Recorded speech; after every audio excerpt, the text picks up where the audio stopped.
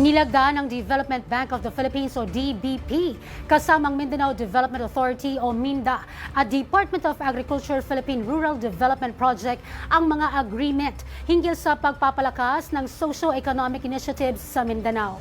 Ayon kay DBP President and Chief Executive Officer Michael De Jesus, layo ng pagtutulungan na pagtibayin ang ugnayan ng mga lokal na pamahalaan sa rehiyon. Gayon din ang pagpapaigting ng suporta sa mga inisyatibang pang-ekonomiya at magpapaganda sa buhay ng milyon-milyong Pilipino. Kasama dito ang enhancement sa agricultural productivity at food production. Nasa ilalim din ng kasunduan ang extension ng DBP sa financing ng mga qualified proponent beneficiary kagaya ng Mindanao LGUs, pribadong sektor, kooperatiba at social enterprises. Ayon kay De Jesus, ang DA Philippine Rural Development Project ang mangunguna sa technical assistance at mag-endorso ng agri at fishery projects habang ang MINDA naman ang magbibigay ng institutional support at magpapacilitate sa ugnayan ng stakeholders.